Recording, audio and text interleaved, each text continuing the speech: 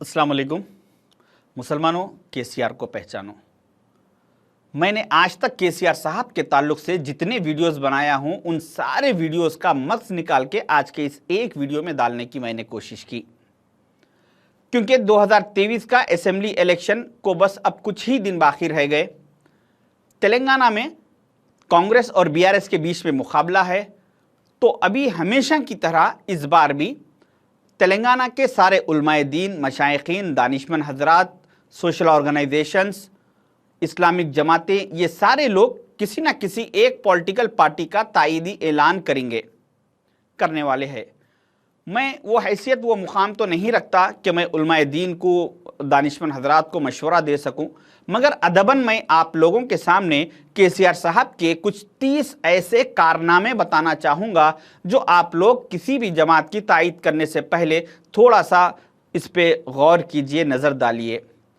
केसीआर साहब ने मुसलमानों से 10 ऐसे वादे किए जिसमें से एक भी वादा उन्होंने पूरा नहीं किया।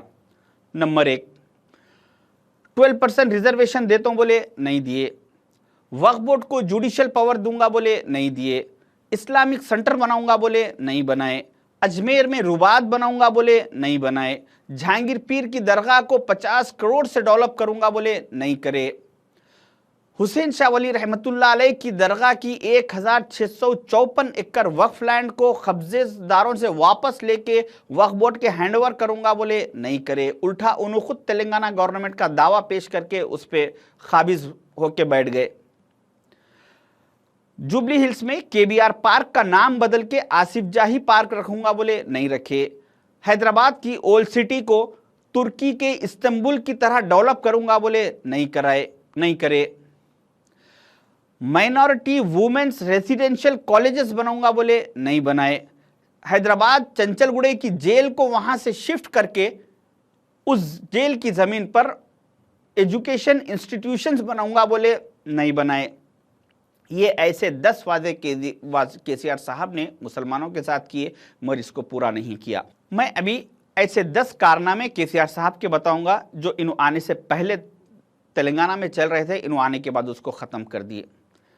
नंबर 1, केसीआर साहब आने के बाद इनके दौर इख्तियार के 10 साल में 8 मसाजिदों को डिमोलिश कर दिया गया, जिसमें से 2 मस्जिदों को दोबारा तामीर किया गया, बाकी के 6 मस्जिदों को छोड़ दिया गया। इसमें सबसे अहम बात यह है कि इन 8 मसाजिदों को डिमोलिश करने वालों पर किसी एक आदमी पर भी कुछ कार्रवाई करके केसीआर साहब ने उन्हें जेल नहीं भिजवाया। अल्लाह ना करे अगर हम किसी दूसरे मजहब की इबादतगाह की एक ईंट इधर से उठा के इधर रख देते तो केसीआर साहब हमारी जिंदगी जेलों में सड़ा देते थे। नंबर 2, 42 उर्दू लाइब्रेरीज तेलंगाना में चल रहे थे, केसीआर साहब आने के बाद बंद कर दिए गए। 51 माइनॉरिटी इंजीनियरिंग कॉलेजेस चल रहे थे, उसको बंद कर दिया गया। 65 माइनॉरिटी कंप्यूटर ट्रेनिंग सेंटर्स चल रहे थे, उसको खत्म कर दिया गया। तेलंगाना के सारे यूनिवर्सिटीज में से मुस्लिम वाइस चांसलर्स को खत्म कर दिया गया। Telangana public service commission department में से मुसलमानों की नुमाइंदगी को खत्म कर दिया गया। तेलंगाना के राज्यसभा एमपी के सीटों में से मुसलमानों की लीडरशिप को खत्म कर दिया गया। निज़ाम सरकार के 11 हिस्टोरिकल प्लेसेस, 11 कदीम इमारतों को डिमोलिश कर दिया गया। 2014 में असेंबली में वक्फ बोर्ड का रिकॉर्ड सबमिट किया गया, जिसमें यह बताया गया कि वक्फ बोर्ड की 77,000 एकड़ वक्फ लैंड तेलंगाना में मौजूद है।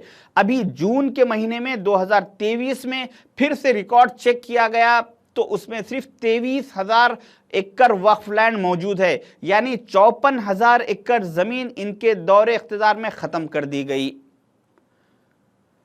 आलेर इनकाउंटर में 5 मुसलमान बच्चों की जान चली गई। ये ऐसे 10 काम केसीआर साहब के दौर इख्तियार में हुए। मैं अभी ऐसे 5 और बिल आपको बताऊंगा जो केसीआर साहब ने सेंट्रल में बीजेपी का सपोर्ट किया। आर्टिकल 370 में केसीआर साहब ने मोदी जी का साथ दिया।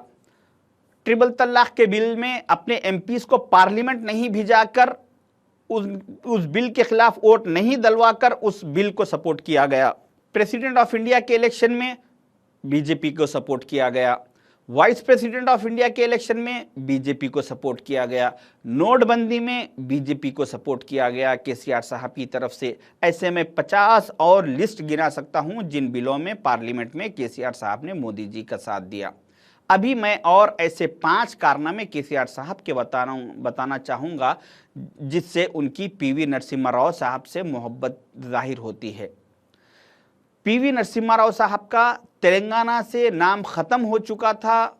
उनके बर्थडे सेलिब्रेशन के लिए तेलंगाना गवर्नमेंट फंड में से 100 करोड़ रुपया सैंक्शन करके उनकी बर्थडे मनाकर फिर से उनके नाम को दोबारा केसीआर साहब ने जिंदा किया। पीवी नरसिम्हा राव साहब की फैमिली का पॉलिटिकल कैरियर खत्म हो चुका था। उनकी फैमिली में से उनकी बेटी को लेके आके बीआरएस का एमएलसी टिकट देके फिर उनका पॉलिटिकल कैरियर शुरू किया गया। नेकलेस रोड का नाम बदलकर पीवी नरसिम्हा राव रोड रखा गया। नेकलेस रोड पर पीवी नरसिम्हा राव साहब का स्टैच्यू लगाया गया।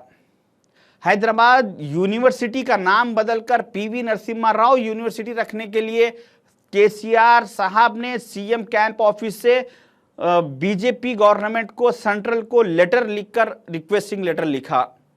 ये ऐसे 30 कारनामे केसीआर साहब के 10 साल के दौरे इख्तिदार में अंजाम दिए गए जो मुसलमानों को कंप्लीटली नापसंदीदा थे, मगर उसके बावजूद भी केसीआर साहब ने इस कामों को अंजाम दिया।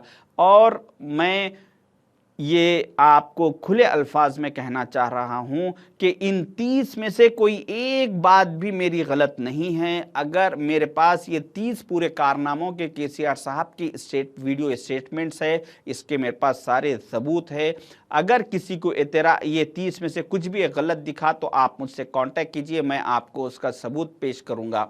मैं उस तमाम उलमाए दीन से, मशाइखिन से, सारे लोगों से और मस्जिदों के इमामों से और मस्जिद के कमेटियों से और महलों में असर रसूख रखने वाले मुसलमानों से मैं अदबन रिक्वेस्ट कर रहा हूँ, गुजारिश कर रहा हूँ कि आप लोग टीआरएस का तायीद करने से पहले थोड़ा सा इन 30 बातों पर सोच लीजिए। इसके बावजूद भी अगर कोई भी टीआरएस का तायीद करना चाहता है तो उसके ऊपर कुछ बोल नहीं सकते, सबको अपनी अपनी मर्जी है। मगर कौम की भलाई के लिए मैं आप तमाम लोगों से रिक्वेस्ट करूंगा कि आप लोग केसीआर साहब की मुखालिफत कीजिए और आने वाले हमारी नस्लों के फ़ायदे के लिए, हमारी कौम के लिए कुछ अच्छा मुस्तकबिल के लिए कांग्रेस को दोबारा लाइए। शुक्रिया, खुदाफिज।